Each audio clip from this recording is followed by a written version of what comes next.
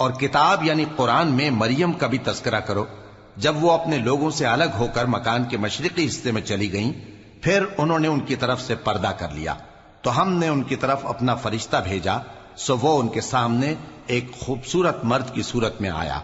مریم بولی کہ اگر تم پرہیزگار ہو تو میں تم سے بچنے کے لیے رحمان کی پناہ لیتی ہوں۔ فرشتے نے کہا کہ میں تو تمہارے پروردگار کا بھیجا ہوا یعنی فرشتہ ہوں، اور اس لیے آیا ہوں کہ تمہیں پاکیزہ لڑکا بخشوں۔ مریم نے کہا کہ میرے ہاں لڑکا کیوں کر ہوگا، جبکہ مجھے کسی مرد نے بطور شوہر چھوا تک نہیں، اور میں بدکار بھی نہیں ہوں۔ فرشتے نے کہا کہ یوں ہی ہوگا، تمہارے پروردگار نے فرمایا کہ یہ مجھے آسان ہے، اور میں اسے اسی طریق پر پیدا کروں گا تاکہ اس کو ہم لوگوں کے لیے اپنی طرف سے نشانی اور ذریعہ رحمت بنائیں، اور یہ کام مقرر ہو چکا ہے۔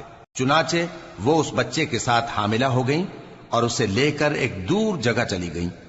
پھر درد ذہ ان کو کھجور کے تنے کی طرف لے آیا، کہنے لگی کہ کاش میں اس سے پہلے مر چکتی اور بھولی بسری ہو گئی ہوتی۔ تب ان کے ٹیلے کے نیچے کی جانب سے فرشتے نے ان کو آواز دی کہ غمناک نہ ہو، تمہارے پروردگار نے تمہارے نیچے ایک چشمہ پیدا کر دیا ہے، اور کھجور کے تنے کو پکڑ کر اپنی طرف ہلاؤ، وہ تم پر تازہ عمدہ کھجوریں گرائے گا، تو کھاؤ اور پیو اور آنکھیں ٹھنڈی کرو۔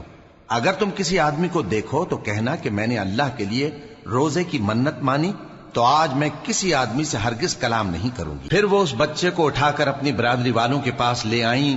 وہ کہنے لگے کہ مریم یہ تو نے برا کام کیا، اے ہارون کی بہن، نہ تو تیرا باپ ہی برا آدمی تھا اور نہ تیری ماں ہی بدکار تھی۔ تو مریم نے اس بچے کی طرف اشارہ کیا۔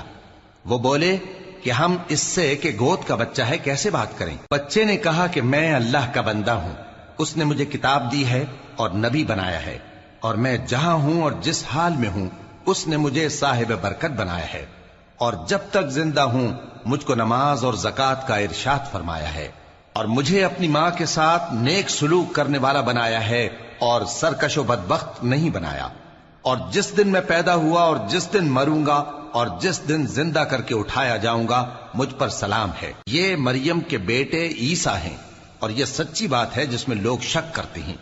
اللہ کو شایع نہیں کہ کسی کو بیٹا بنائے، وہ پاک ہے، جب کسی چیز کا ارادہ کرتا ہے تو اس کو یہی کہتا ہے کہ ہو جا، تو وہ ہو جاتی ہے۔ اور بے شک اللہ ہی میرا اور تمہارا پروردگار ہے، تو اسی کی عبادت کرو، یہی سیدھا رستہ ہے۔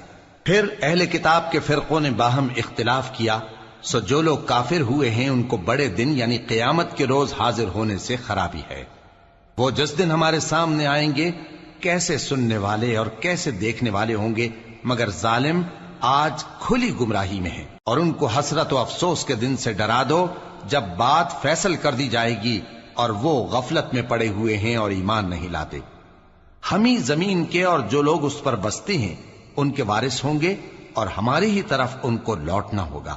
اور کتاب میں ابراہیم کا ذکر کرو، بے شک وہ نہایت سچے تھے، پیغمبر تھے۔ جب انہوں نے اپنے باپ سے کہا کہ ابا، آپ ایسی چیزوں کو کیوں پوچھتے ہیں جو نہ سنیں اور نہ دیکھیں اور نہ آپ کے کچھ کام آ سکیں؟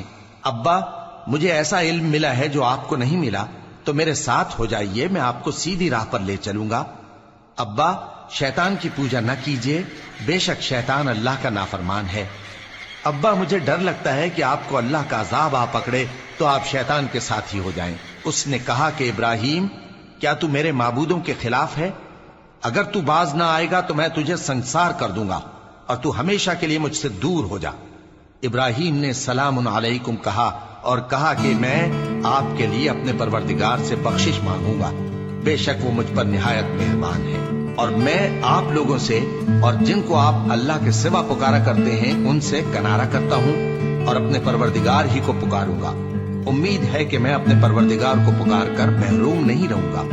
اور جب ابراہیم ان لوگوں سے اور جن کی وہ اللہ کے سوا پرستش کرتے تھے الگ ہو گئے، تو ہم نے ان کو اسحاق اور اسحاق کو یعقوب بخشے، اور ہر ایک کو پیغمبر بنایا، اور ہم نے ان کو اپنی رحمت سے بہت سی چیزیں عنایت کی اور ان کا ذکر جمیل بلند کیا۔ اور کتاب میں موسیٰ کا بھی ذکر کرو، بے شک وہ ہمارے برگزیدہ تھے اور رسول تھے، نبی تھے، اور ہم نے ان کو طور کی داہنی طرف سے پکارا اور باتیں کرنے کے لیے نزدیک بلایا، اور اپنی مہربانی سے ان کو ان کا بھائی ہارون پیغمبر بنا کر عطا کیا۔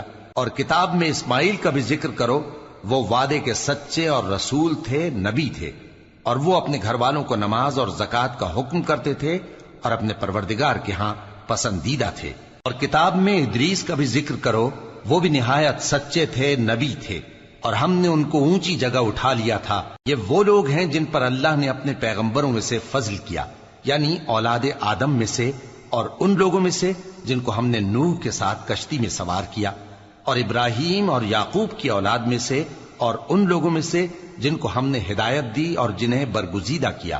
جب ان کے سامنے ہماری آیتیں پڑھی جاتی تھیں تو سجدے میں گر پڑتے اور روتے رہتے تھے۔ پھر ان کے بعد چند ناخلف ان کے جانشین ہوئے جنہوں نے نماز کو ضائع کر دیا اور خواہشات نفسانی کے پیچھے لگ گئے، سو ان قریب ان کو گمراہی کی سزا ملے گی۔ ہاں، جس نے توبہ کی اور ایمان لایا اور عمل نیک کیے تو ایسے لوگ بہشت میں داخل ہوں گے اور ان کا ذرا نقصان نہ کیا جائے گا، یعنی ہمیشہ کی بہشتوں میں، جس کا اللہ نے اپنے بندوں سے وعدہ کیا ہے کہ جو ان کی آنکھوں سے پوشیدہ ہے۔